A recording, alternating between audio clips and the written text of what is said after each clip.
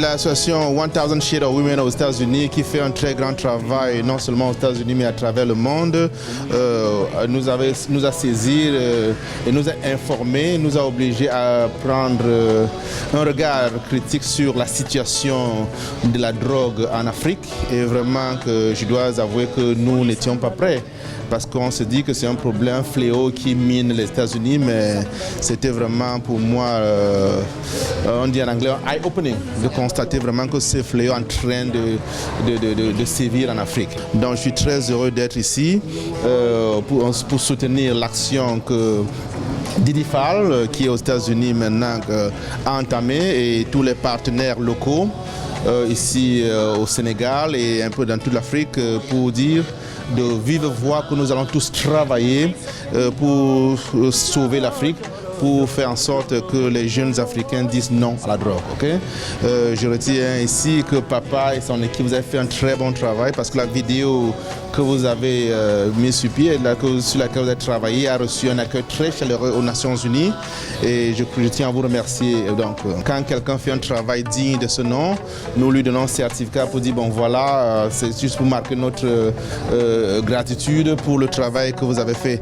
Donc j'ai l'honneur, à mon nom personnel en tant que directeur du Centre UNESCO pour la paix et président de la Fédération américaine des clubs de UNESCO et représentant aussi Didi qui est la présidente de 1000 Shades of Women, de présenter ce diplôme.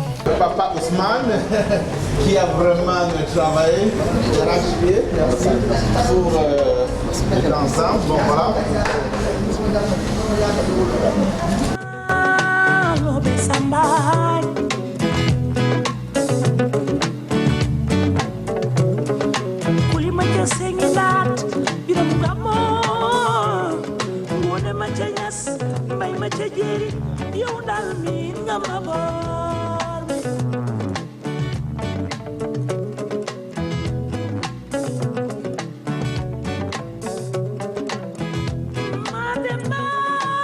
Bah écoute Guy, nous sommes très émus vraiment de recevoir ce prix venant en fait des mains du directeur exécutif de l'UNESCO for Peace.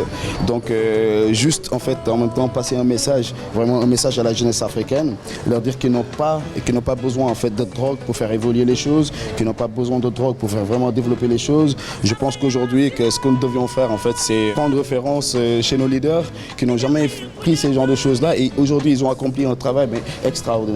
Donc le message que j'aimerais vraiment lancer à la jeunesse africaine, c'est qu'on a besoin de symbiose, qu'on a besoin vraiment d'aller faire des formations, d'aller travailler, faire le maximum au lieu de passer notre temps à prendre ces genres de drogue. Donc nous disons non à cette drogue.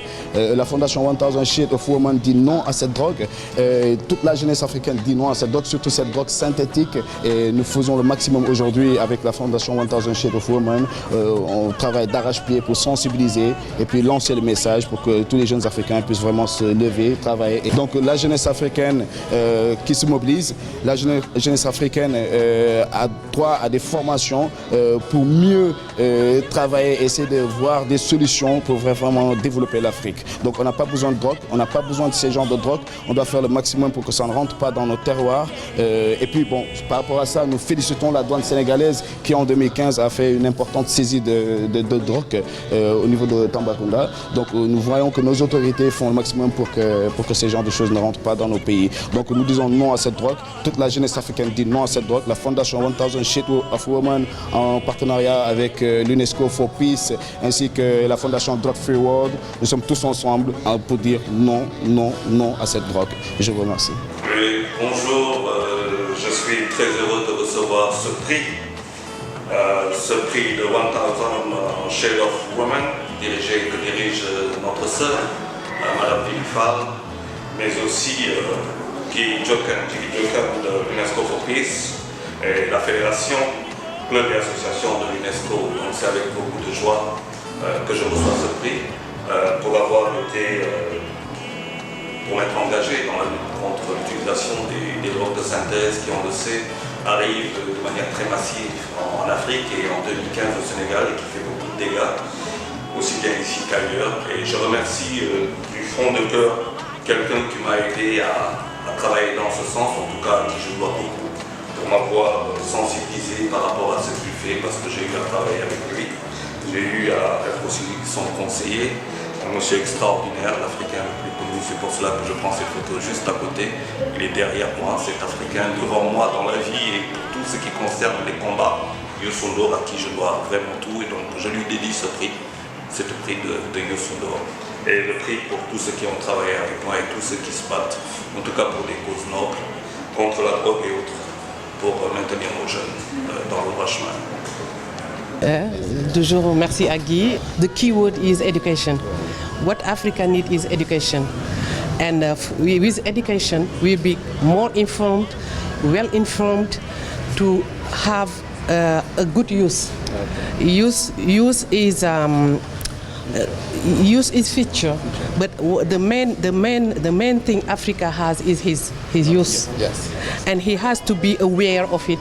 And young youth have to get aware of it, to get well educated, no to drug, but no to violence. 1000 Shades of Men Sénégal et papa, ça c'est vraiment un honneur pour moi. Je suis très fier de savoir que vous êtes sur le terrain ici, Serine, pour faire ce travail-là. C'est un exemple qui commence à Dakar et je suis convaincu que ça va partir d'ici et bientôt toute l'Afrique va prendre conscience de ce destin.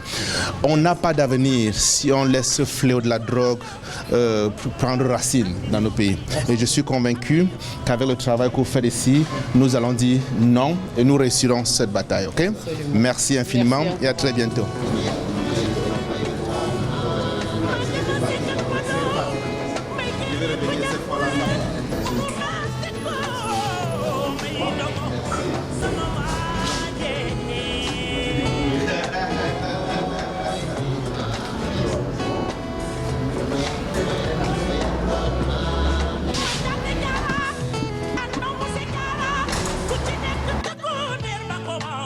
Fatou Mbaye Aziz xam na yoo